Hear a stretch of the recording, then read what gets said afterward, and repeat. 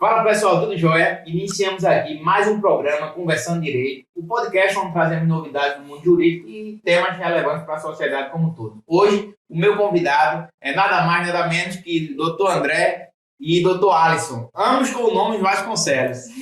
Quero aqui agradecer a vocês a aceitação do convite e aqui seja muito bem-vindo ao nosso programa, fique bem à vontade e o microfone é com vocês. Eu que agradeço mais uma vez estar aqui, a presença de você, né?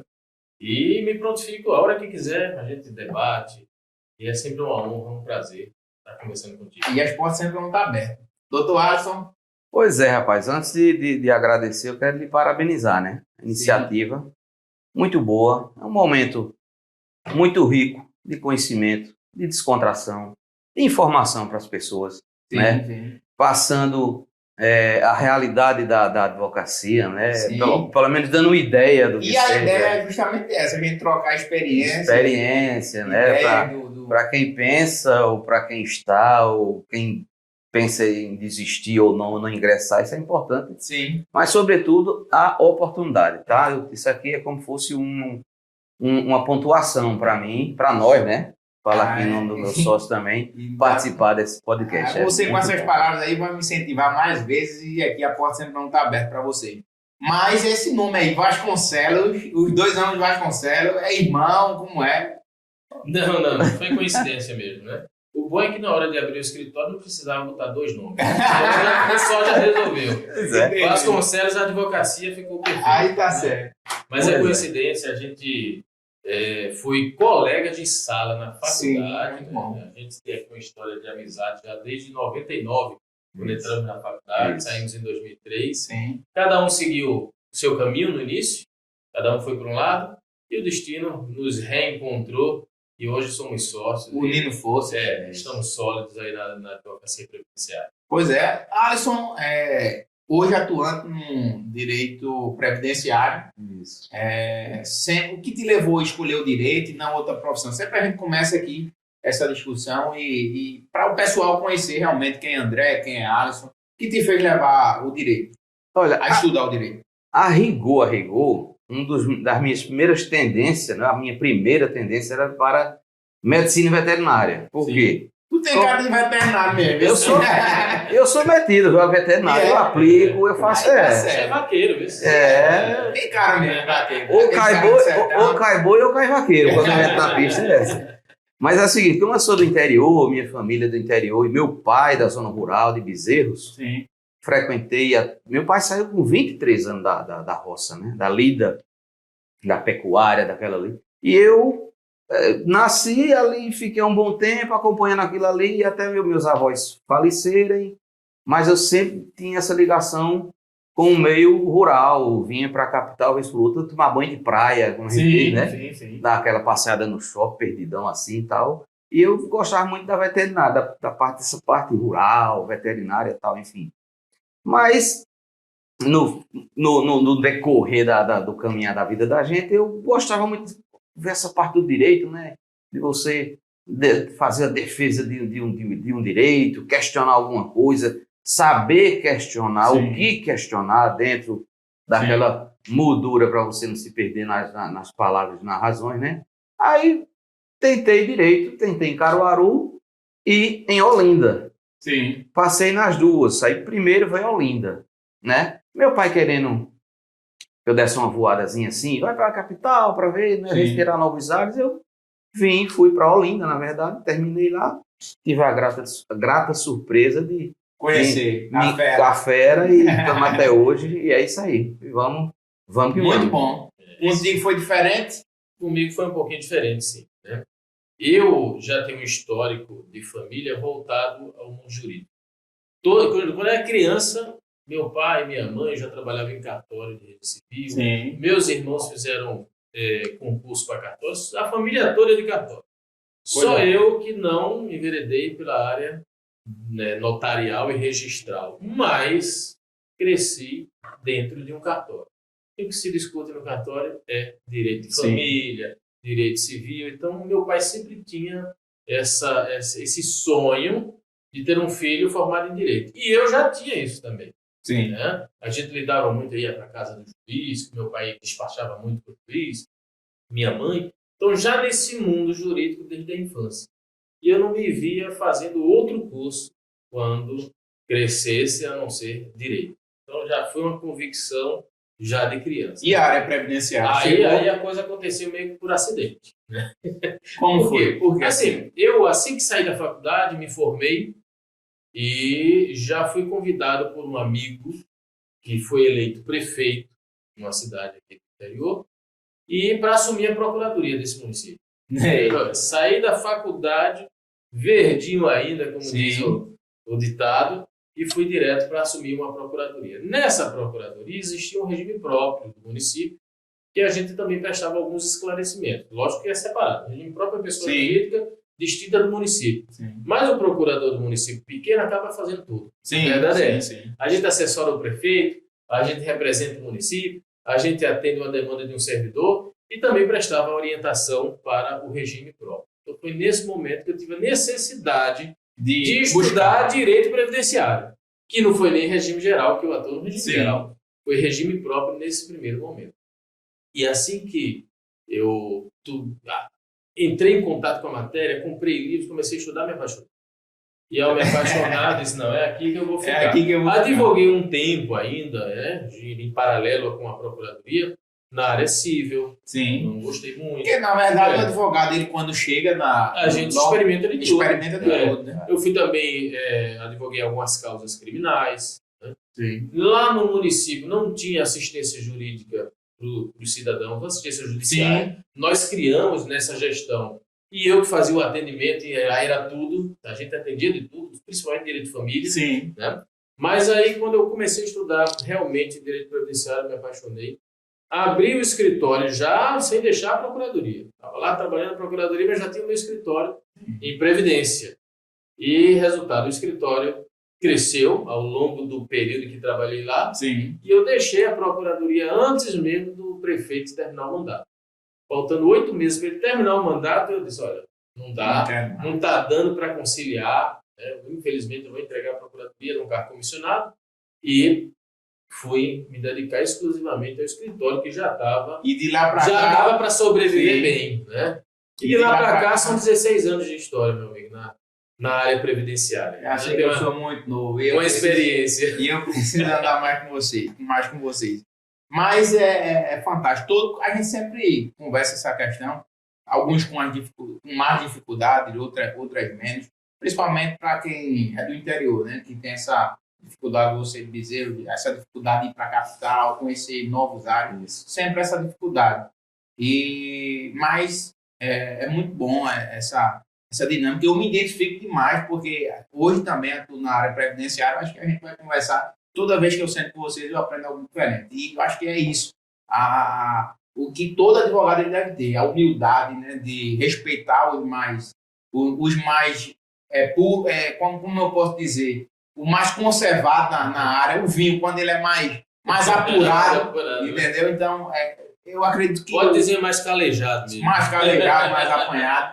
Então, isso a dificuldade dos novos advogados é essa hoje, de não digo se humilhar, mas tipo, respeitar, né? Dar respeito quem é de respeito e aprender, ter a humildade de aprender. E hoje, vocês, eu tenho como professor, foi meu professor, né? Me deu muita expertise na questão previdenciária e agradeço por isso. E sou grato. O pouco que eu sei, né, também devo essa satisfação a você. Mas, assim, o direito previdenciário é fantástico. A gente vai falar muita língua e é justamente isso. Toda vez que eu sento com você, eu aprendo algo diferente. Mas, indo lá para a questão previdenciária, Alisson, como tu considera a evolução da advocacia previdenciária? O professor André disse que 16 anos vocês estudaram juntos. Isso. Acredito que tu tens também, mais ou menos, esses anos de advocacia. Eu sou um cara novo na advocacia. Eu me considero um jovem advogado. Talvez não, há 16 anos atrás, eu não acompanhei o sistema previdenciário, digo na prática. Né? Quando a gente vai estudar, a gente vê toda a evolução das leis e tudo mais. A prática da advocacia previdenciária, o que é que tu acha que mudou? A evolução foi uma questão positiva, foi uma questão negativa? Olha, o direito previdenciário no geral, assim, me causou me despertou, Sim. né, por ser um direito muito próximo ao justo, ao social, né? Sim. A garantir direitos, né, de pessoas que estão ali, não digo nem à margem, né, mas abaixo dela, fora do mínimo de dignidade, né, de você ter uma qualidade de vida mínima, o que comer decentemente, uma dormida boa, uma condição para teus filhos, para tua família. Tem coisa melhor você partir de casa dando condição aos seus, e quando você não tem isso? Aí você vê que o direito previdenciário, na minha visão, está um pouco distante ainda, mas tem grandes avanços, entendeu? Tem grandes avanços. Eu considero assim, de um tempo para cá, houve um boom na questão do direito previdenciário, advocacia previdenciária. A gente estava até comentando aqui que houve uma proliferação, uma gama de advogados hoje previdenciários que está realmente assustador, que é uma das coisas que a gente tem questão positiva, tem questão negativa, que talvez na ótica do professor André ele possa explicar melhor. Eu vejo assim, não me causa preocupação, digamos, né? Eu vejo com naturalidade. Isso é um ciclo, é um nicho agora, né? Que tá agora tem. Que na época. Na época era artigo de luxo, era rara, entendeu? Era um negócio muito mecânico ainda, né? As agências lotadas de pessoas para requerimento, para fazer coisas que hoje você faz no celular, por exemplo, né? Sim. Tem esse lado positivo. A tecnologia, né, aproximou mais, assim, encurtou essa distância entre as pessoas. As filas do INSS, 5 horas da manhã. Você passa hoje em dia no INSS, numa agência dessa, pouquíssimas pessoas tem lá, não tem, né? Não tem fila. Não tem. Aí olha, porque tem muita gente, tem, mas isso é como em toda outra área, né? Tem aquela corretor de plano de saúde, tem vários, engenheiros, vários. E a tendência é aumentar. A tendência é aumentar. Agora tem profissionais e profissionais. Né? Você tem um ramo de carro. Você passa ali em Carpina. Para onde você olhar é a agência. Sim. Mas tem aquela que se destaca, tem aquele cara conhecido, tem aquele cara que tem um carro de procedência. Sim. Então eu acho assim, quem procura primeiramente andar na trilha e no trilho da ética, do respeito, sim, já sai na frente. Segundo, da lealdade com o cliente, com o colega, sim, sendo ele sócio ou não, entendeu? Sendo a dificuldade, sendo ele sócio ou não, do respeito com o colega advogado. Pois para minha estrela brilhar, não precisa estar fazendo força para a tua ficar ofuscada, não. Entendeu? Então, acho assim, teve esse boom de verdade, agora a qualificação. Está tendo agora a qualificação. Sim. Né? Se pega muita coisa aí, você olha aí o básico, coisas que, entendeu? Pô, começou errado, terminou errado, no meio do caminho, faltou uma orientação, faz sozinho, tudo bem. Mas, para você fazer o caminho de volta e dar certo, tem que ter um profissional que tem um nome. No caso, para mim, ele é meu professor de área, referência. É professor, vai iniciar uma pós agora. Diariamente aprendo com ele, a gente tem uma troca de experiência muito boa. E assim, eu vejo esse lado preocupante, mas não vejo como negativo, é positivo. Sim. Para os que estão preocupados em se inserirem bem, né? A concorrência nunca foi preocupação, acredito que nunca deve ser uma preocupação para, até um comerciante mesmo, né? Porque aí a gente vai entregar um serviço de mais qualidade, a gente vai buscar um conhecimento mais e dá para todo mundo. Enfim, na tua ótica, doutor André, como é que tu vê essa questão da evolução previdenciária, da advocacia previdenciária? Pessoal, quando eu comecei, em 2005, se não me engano, foi em 2005, primeiras causas que eu peguei. Cara, eu peguei toda essa fase de amadurecimento mesmo da advocacia previdenciária, pelo menos aqui em Pernambuco. A gente contava a dedos os profissionais. Tem pouquíssimos advogados que atuavam na área. Sim. Mas o que daquela época para cá, a gente fala em proliferação de advogados, muitos advogados atuando, mas também a demanda aumentou. Por que aumentou? Porque mesmo com poucos advogados naquela época, não chovia causas assim também não. Sim. Porque nós tínhamos uma sociedade muito mal informada a respeito dos direitos previdenciários. Sim. A concepção do cidadão naquela época, 16 anos atrás, era de que ele dava entrada no INSS, se fosse negado, morria ali. Sim. Ele não poderia fazer mais nada. Sim. Muitos tinham 6, 7, 8 entradas sucessivas para ver se realmente conseguia... Achando que a última palavra era o do INSS. Sim. Então não existia uma cultura de você procurar um advogado previdenciarista para resolver o seu problema. E porque não tinha, na verdade. Advogado era quem soltava Exatamente. bandido. E muitas vezes até procurava, mas o advogado mesmo rejeitava, porque não tinha conhecimento do assunto sobre matéria previdenciária. Né? Então, a demanda não era tão grande, apesar de ter poucos advogados. O que eu percebi foi que houve um amadurecimento, de um lado, do cidadão, no que se refere a ter mais clareza dos seus direitos Sim. e possibilidades, e procurando um advogado, ele recorrer da via administrativa, do CRPS, ou ajuizar uma ação e resolver aquele problema da origem, no caso, no INSS. Né? Isso foi realmente criando essa cultura nas pessoas, tanto que hoje o cidadão da entrada no INSS é negado e já procura um advogado. Sim. Ele já sabe que pode ir para a federal. Ele já sabe. E ele já chega no escritório. Porque todo mundo fala isso, tu tá entendendo? Ele já chega no escritório. Né? Naquela época não tinha isso, eles não procuravam. Então, mesmo você sendo advogado, com poucos concorrentes, não chovia tantos clientes assim. A gente tinha uma demanda boa, dava para ganhar um bom dinheiro, mas hoje você dá também. Sim. Entende? Porque apesar de ter muitos advogados, quase que, eu acho que multiplicou por 10 a quantidade de pessoas que procuram. Né? E isso você pode perceber na própria estatística da Justiça Federal. Hoje, mais de 50% das ações que tramitam na Justiça Federal é matéria previdenciária. Sim. Entende? Sim, Veja que, na verdade, a demanda pelo serviço do advogado previdenciarista aumentou, junto com o número de advogados também, mas aumentou. De forma que tem espaço para todo mundo, tem demanda para todo mundo, e se você fizer um bom trabalho, como ele falou, com ética, com persistência, com preparo, com atualização, com respeito ao colega, prestando um serviço de especialista mesmo na área, não de aventureiro, que a gente sabe que muitos também, vai se meter a fazer uma coisa que não sabe, que não se preparou para aquilo, vai dar errado. Vai um auxílio-doença na entrada no BPC, o BPC da entrada no auxílio-doença. Pois é, que vai prejudicar o direito do cliente, mas se você realmente... Que pode ser responsabilizado também por isso. Civilmente, inclusive. Né? Expectativa de direito. A responsabilidade civil do advogado. Quando ele comete um erro e prejudica o cliente, ele pode sim responder civilmente, inclusive pagando uma indenização correspondente. Mas o fato é que esse período realmente a gente percebe um aumento na quantidade de advogados, um aumento na busca por especializações, né? E também um aumento na demanda.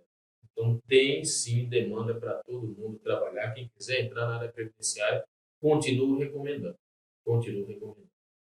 Pois é, muito bom. Até quando você fala da demanda, não só de advogados, mas a resposta se dá também na fila enorme do INSS. Né? Exato. Que a gente precisou, né, ter um acordo entre o Ministério Público Federal e o INSS para poder analisar dilatar, no caso, fazer um acordo naqueles prazos, porque muitos advogados estavam recebendo com mandado de segurança por não tá obedecendo os prazos. Mas, enfim, a evolução é essa. A gente estava até comentando que o senhor estava dizendo que, na época, né, chegava o advogado ele era mal atendido na própria agência. Sim. O advogado... Na verdade, como poucos atuavam na área, o servidor ele não estava acostumado a lidar com a figura do advogado, incomodava. Sim. Era aquele cara que vinha ali para cobrar na cabeça dele o que não sabia. Sim. Tá entendendo? E ele que é o servidor, ele que é o especialista, o cara não sabia, para cobrar o que não sabia e para incomodar no serviço que ele, servidor, entendia que de fato não precisava da figura do advogado. Existia essa concepção, você não precisa de advogado. Né? Sim. O INSS sempre negou os direitos, mas mesmo assim existia essa concepção de que não precisava do advogado. E isso, Alisson, os advogados, a gente fez com que os servidores também mudança de postura. Mudança de postura, estudasse, analisasse um par perfeito, né? Acompanhasse essa alta demanda, né? E aí ainda não é o ideal, viu? Sim. Que aí a gente vê muito ainda decisões que é muito esdrúxulas aí de servidor que a gente não entende. Se pudesse até embargar a declaração, né? Para ele explicar, meu amigo, explica essa decisão aí que você. Eu não estou entendendo porque você. Tivemos uma cliente, uma aposentadoria por tempo de contribuição, a decisão negando foi de rural. Veja incompatível. Eu não sei se a demanda é excessiva ainda, eu creio que seja. Ou preguiça de ler.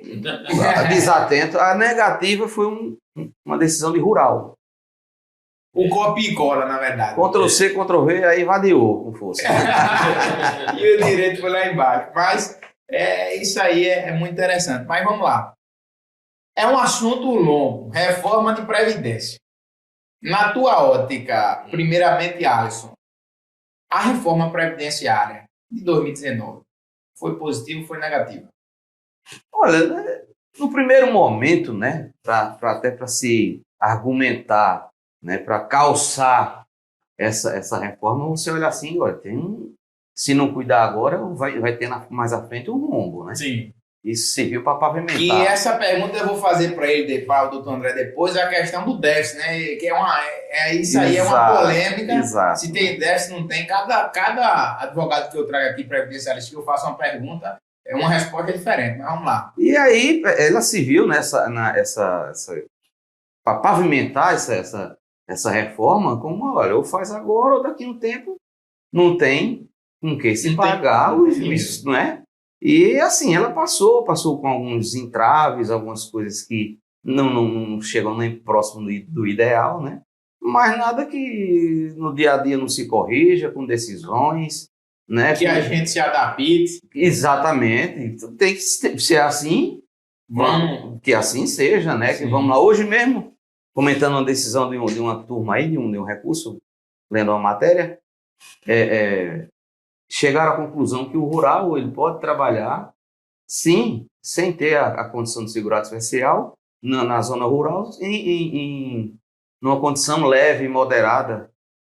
Vai para o cabo da enxada, vai para esticar um arame, vai tanger um gado, acorda 4h30, vai, né?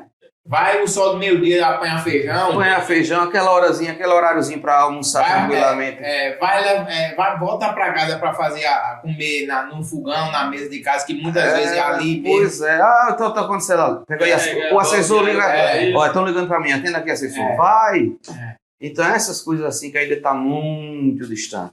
Mas a reforma da Previdência e déficit. Teve déficit, não teve reforma positiva, negativa?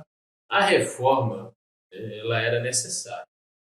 Na verdade, em toda a área do direito, sempre é necessário, em algum momento, você fazer reforma. Poxa, a gente tem um Código Civil, agora atualizado em 2002, mas o direito, já na tábua de Moisés, né? Sempre houve evolução. O direito sempre vai haver, na verdade, evolução. Exatamente. Então, reforma sempre tem que ser feita. Agora, vai ter o choque, tem um choque que é normal, aquele início. Que tipo de reforma foi feita no Brasil? E aí é onde tem a minha crítica, né? A reforma, na verdade, foi apenas retirando direitos sociais. Sim. O que, na minha visão, muitas dessas retiradas são inconstitucionais.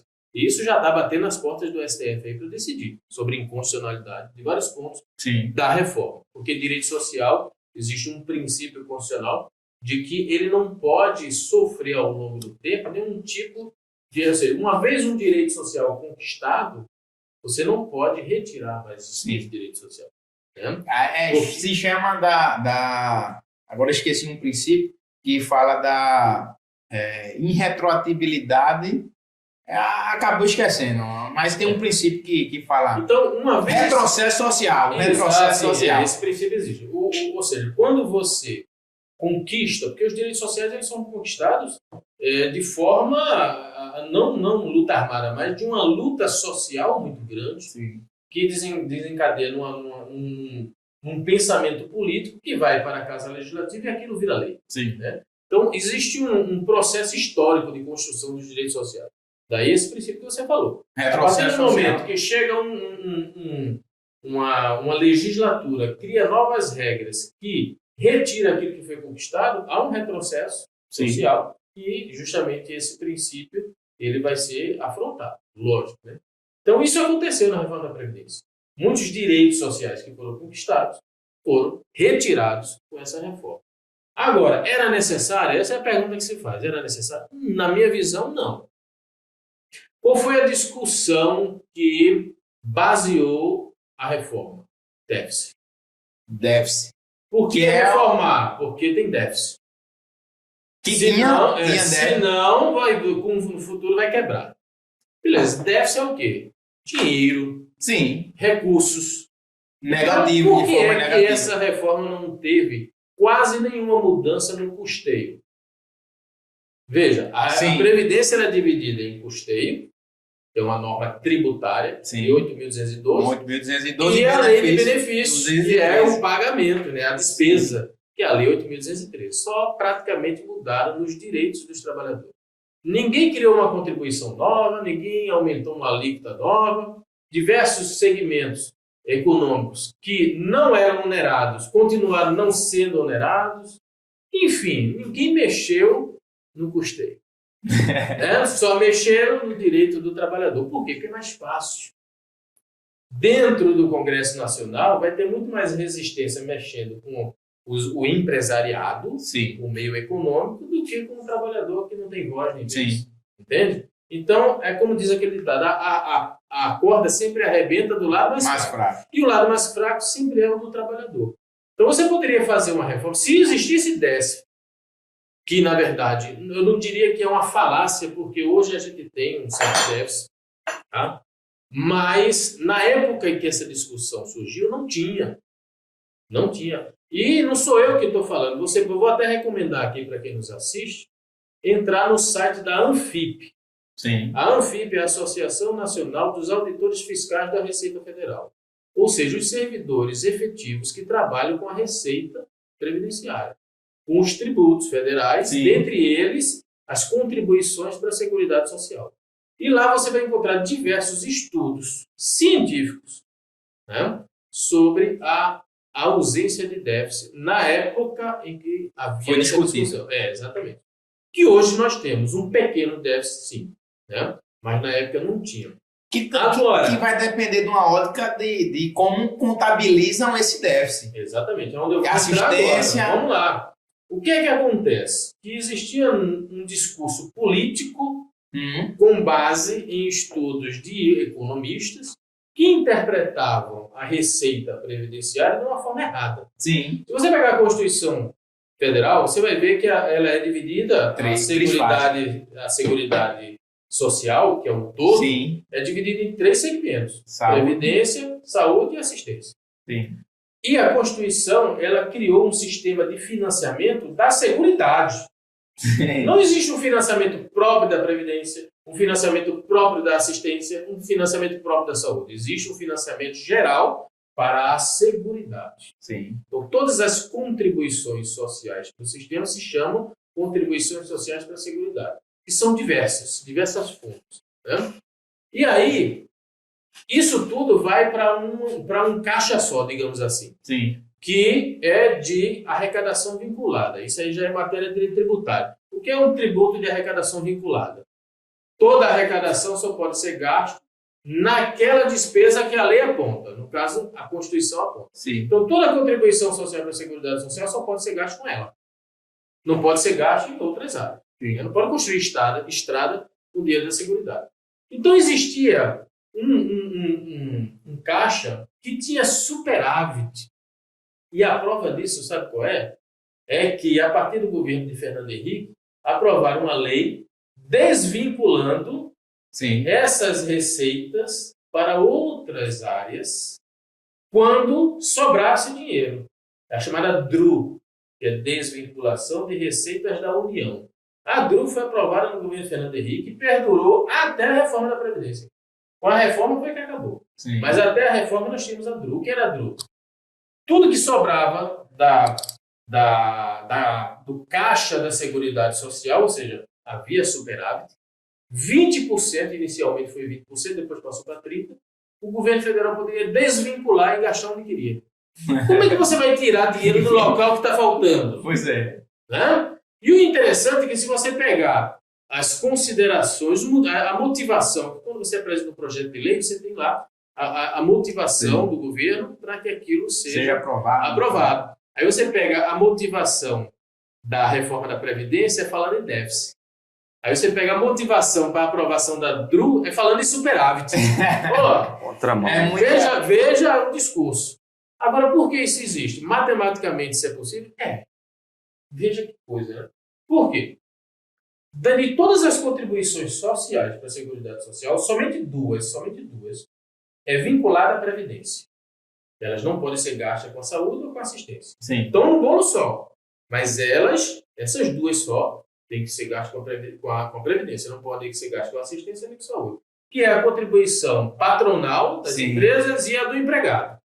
Aquela contribuição previdenciária do empregado tem essas duas só podem ser gastas com a Previdência. Então, o que os economistas fazem? Eles somam toda a despesa da Previdência e compara com a receita dessas duas contribuições que tem natureza previdenciária. Aí encontra déficit, meu amigo. É óbvio que vem se colocar assistência... Agora, se você pega o todo, que é o sistema completo, que a receita é da Seguridade, e compara com a despesa dos três segmentos, assistência, previdência e saúde, dá superávit. Dava. Agora está dando déficit, viu? Recentemente. Mas naquela época não dava. Entendeu? Então, o que é que acontece? Por que é que está dando déficit agora? Por conta da diminuição na arrecadação. Sim. O Brasil entrou num processo de desindustrialização, de informalidade, veio a pandemia. Muito desemprego. Tudo isso fez com que muitas pessoas que antes estavam inseridas na Previdência contribuindo, agora não estejam. E não digo nem só pessoas, porque a maior parte da contribuição previdenciária não vem do trabalhador. Como eu disse, o trabalhador é uma só. Né? Vem do sistema produtivo. E quando você produz, você tem diversas contribuições de segurança, CSLL, que vai do lucro líquido, dentre tantas outras que vão para a Seguridade. Então, quando a economia vai mal, a Seguridade também arrecada mal. Isso não quer dizer que esse déficit vai perdurar. Pode ser que isso, no futuro, volte a ter um superávit.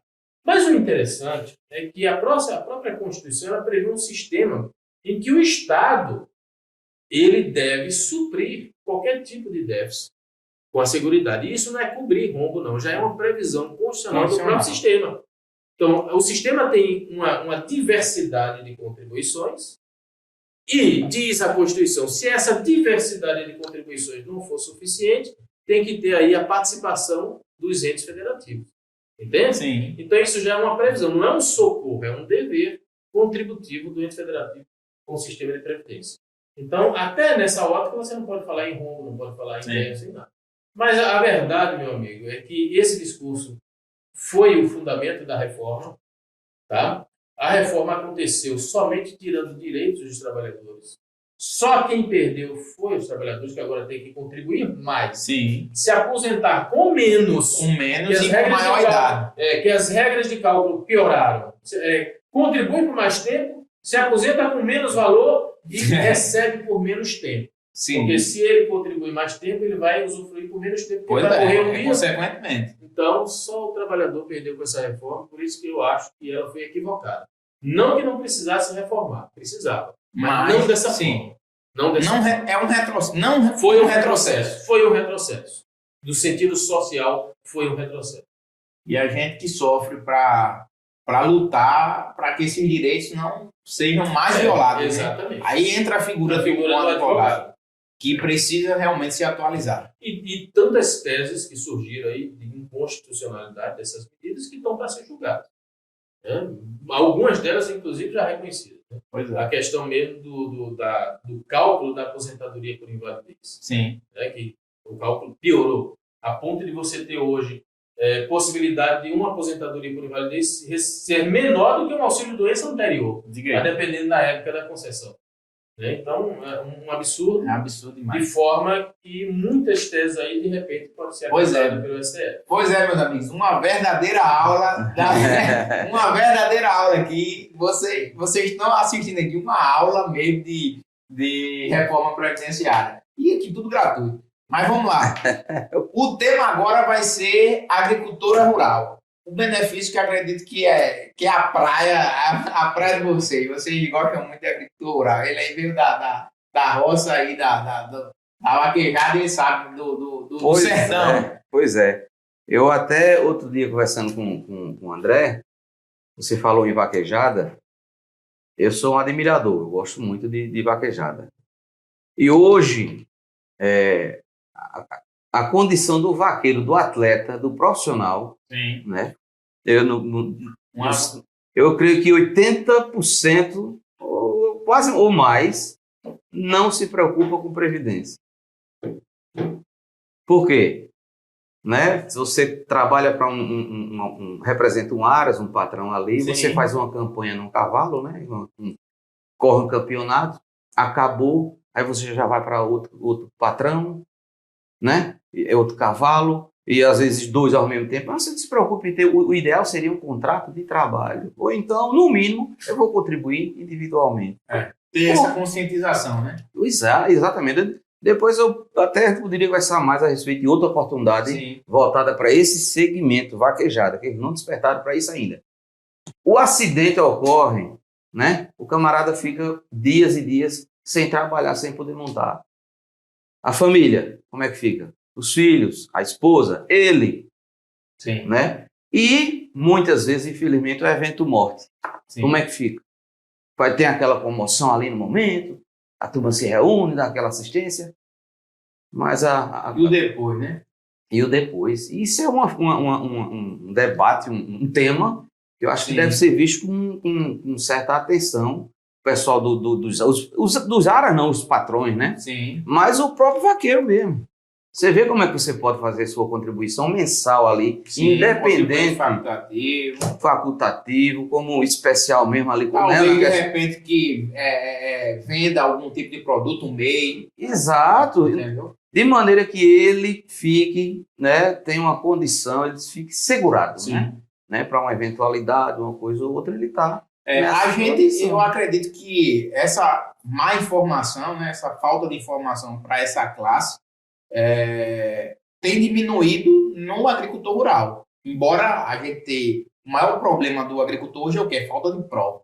Eu fui para um curso promovido pelo escritório de vocês e justamente a chave é prova, né? O agricultor desinformado, mas isso acho que a gente está fazendo um trabalho formiguinha, numa rádio falando, agricultor guarde prova, né? Em palestra de sindicatos, o próprio sindicato também informando isso, vem diminuindo, mas precisa também dar uma atenção a esse segmento aí, para não ser informal como o agricultor rural. Muito informal. Outra coisa, você olha assim, você diz, você sabia que com apenas 15 anos de contribuição, né? 15 anos de carência, você pode se aposentar como rural? Trabalhou no rural e foi para o urbano? Como assim? 120 dias por Foi para o urbano e voltou para o rural? Pode, sim. Aposentadoria híbrida. Tem gente que nem... pensa que saiu da zona rural, perdeu... Não. E quem está na zona urbana vai procurar tranquilidadezinha no rural? Pode também. E muitos também não sabem, por exemplo, principalmente o pescador, né, que tem aquele período de pesca, e eu não vou vincular minha carteira em outro segmento porque eu posso desconfigurar a minha condição de segurado especial. Mas ele não sabe que ele pode, até por ano, conseguir laborar em outro segmento até 120 dias. O período defeso, né, o período. Né, e tem a questão dessa híbrida que eu falei, que é importante destacar, que nesse caso tem um diferencial. Para a mulher é 62 anos, a idade mínima, né? Homem 65. Se for o rural, 15 anos, raiz puro é 55, mulher 60 anos, 60 o homem. Tá? E a questão de prova é muito importante. Agora, você sabendo como é que eu posso dizer, garimpar direitinho, Fechar direitinho, toda a fazer brecha. uma entrevista bem feita com o cliente, de repente ir lá na realidade dele, né? Você, com poucas provas, você fazendo um serviço bem feitinho, uma entrevista, A concessão vem. uma concessão vem, uma declaração bem preenchida, de bolo, padaria. Sim. A advocacia ela tem que ser tem que ter a parte clínica, Sim. aquilo ali, ó. Entendeu? Não tem como dar errado, é muito difícil dar errado. Muito bom. O agricultor rural, o que é que tem de mudança? O que é que você vê? A gente falou de tanto o déficit como a reforma da Previdência. Não foi mexido muito a questão da idade, né? E a questão da condição de segurado especial, principalmente o agricultor rural. Mas houve alguma dificuldade na tua ótica de concessão desses benefícios? Essa evolução antes e pós-reforma de concessão de agricultor rural. Pessoal, com relação à reforma propriamente dita, a emenda constitucional 103, não houve praticamente nenhuma mudança para os rurais, né? O que houve foi trazer para a qualidade de segurado especial o garimpeiro. A discussão sobre o garimpeiro e tal, hoje ele é considerado, depois da reforma, segurado especial novamente. Já foi no passado e agora volta. Mas, assim, na disciplina do trabalhador rural, a reforma não mexeu. Agora, no âmbito legal, né, em 2019, que é mais ou menos no mesmo período da reforma, houve a edição da MP 871, que depois virou a Lei 13.486. Então, depois dessa normatividade, foi-se criado o quê? Um novo sistema comprobatório. E aí sim houve muitas mudanças, né? A questão da instituição da autodeclaração, que não tínhamos antes. Que ficou no lugar daquela declaração do sindicato. A declaração do sindicato hoje nem serve de prova. Praticamente não está sendo aceita mais, né? Nós tínhamos um sistema anterior em que o segurado requeria um benefício rural e ele tinha que comprovar isso com provas e com a declaração do sindicato. O que, no máximo, o INSS fazia era uma entrevista, ainda existindo perdurando, né, aquela entrevista rural que fazia tanto com o segurado quanto também com alguns vizinhos, né? E é interessante, em outra oportunidade a gente estava conversando que isso antes o INSS entrevistava você, que fazia pergunta, né? E hoje ele primeiro escuta o segurado. Exatamente. Inverteu a ordem. Antes você batia na porta do INSS e a ordem era a seguinte: apresentava documentos. Não era ouvido, apresentava documentos. Requeria o benefício, o servidor ia ver se os documentos eram suficientes. Não é? Ele ia lhe entrevistar fazendo perguntas. Não é? Poderia abrir uma JA, Investigação Administrativa. Do testemunho, tá? Hoje inverteu. Hoje o que é que é feito? Primeiro, ouço o segurado. E o segurado, ele fala através, como ele falou, da autodeclaração. Sim. Então, a autodeclaração é para isso. Primeiro, me conta sua história.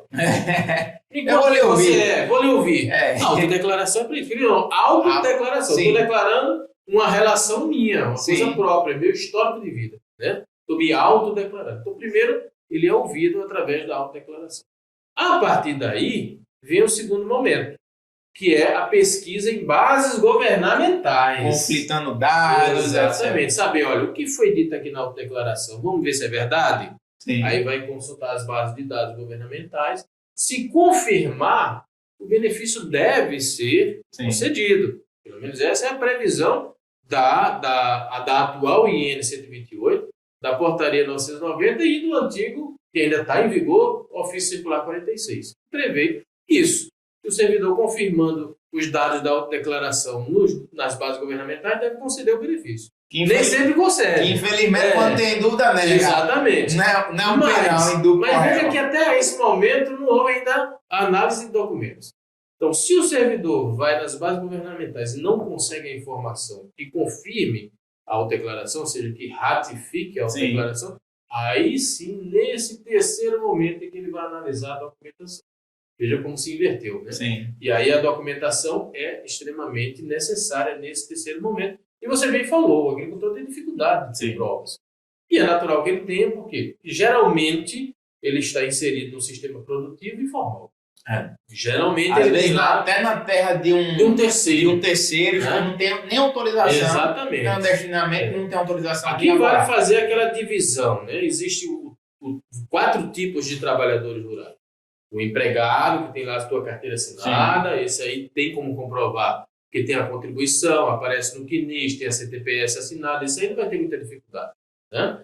Tem o contribuinte individual, que é o agricultor que trabalha prestando serviço a diversas pessoas, que a gente chama de boia fria, calunga, tem várias nomenclaturas, né? Trabalhador de aluguel. Esse aí tem que ter contribuição, né? Ele é entendido pela jurisprudência como segurado especial, o que foi bom, mas no âmbito judicial, no âmbito administrativo, teria que ter contribuição, né, para ele poder se aposentar. Mas ele teria como provar pelas contribuições. Né? E tem um avulso que é muito difícil de encontrar. O que é mais fácil de encontrar na nossa região, Nordeste? O segurado especial. E o empregado, que tem muita usina, muitos engenheiros que contratam. Né? Então essas duas figuras são a regra, na verdade, que é o empregado e o segurado especial. O empregado está formalizado, beleza. Só que o segurado especial não está formalizado. Ele trabalha por conta própria. Ou no sítio próprio, ou de terceiro, mas ele trabalha por conta própria. Muitas vezes ele não tem essa preocupação de, ao longo da vida, ir juntando provas do exercício da sua atividade. Né? E aqui eu dou uma dica para quem está começando, seguir lá um parâmetro que a gente tem, que é o artigo 116 da IN 128, que tem um rol de 33 documentos para que você veja lá... É a receita do bolo. Veja lá, olha, tem 33 opções de documentos aqui. Veja se o seu segurado tem pelo menos 2, 3. Nos últimos, uma para 7 anos e meio e outra para 8 anos e meio. Exatamente. Não precisa se bitolar a esse artigo 116. Eu vou ter um rol exemplificativo. Eu vou precisar disso tudinho. Não. E é um rol exemplificativo. O previdenciário aventureiro, né? Se você tiver um documento que não está naquela lista, ele vale também, desde que ele comprove o exercício da atividade rural. Exatamente. Então, assim, realmente é essa a dificuldade. Mas o que é que eu vejo no geral? Que a nova sistemática de 2019 para cá, não da reforma, que não mexeu mais, da MP 871, né, criou a autodeclaração e esse sistema atual, eu vejo com bons olhos. Eu não vejo com maus olhos, não. Porque existia uma dificuldade maior antes, tá, do que agora. Eu percebo que o sistema da autodeclaração, ele facilitou desde que a autodeclaração seja preenchida de forma correta. Hoje, mais de 50% dos indeferimentos na área rural é por falta, aliás, por erro na autodeclaração. Porque quem preenche é o cara da lan house, o agricultor não sabe. E é um perigo aí que a gente deixa bem aberto aí. Cuidado aí, você segurado, que dá entrada na lan house. Não desmerecendo que o cara não sabe, mas, poxa, a gente estudou 5 anos na faculdade, especialização, vê tudo isso. Às vezes até se surpreende com um indeferimento. E o cara vai procurar na lan house. O cara que não sabe nem o que é a autodeclaração vai botar ali qualquer coisa. Né? Então, o preenchimento errado da autodeclaração é a maior fonte de indeferimento. Não é nem a ausência de documentos propriamente dito. Isso aí já vem em segundo plano. A maioria é indeferido por erro mesmo da autodeclaração. Né? Mas assim, eu vejo com bons olhos desde que seja um requerimento feito por um profissional que entenda da área e as possibilidades aumentaram. Principalmente com essa sistemática de ter uma prova para cada 7 anos e meio, que você bem citou. Isso facilitou, né? De forma que, se você preenche correto a declaração e tem um documento para cada 7 anos e meio, a chance de deferimento é grande. E de forma cronológica, é o PAD bem feito, quando a gente chama, né? É o PAD bem feito. Ainda que seja indeferido, vai para a justiça de forma diferente. Já vai, com o PAD bem feito, já é uma prova no âmbito judicial. Exatamente. Pois é, rapaz, a gente aqui conversando, eu já vi ali que a gente está em 40 minutos, de 40, 42.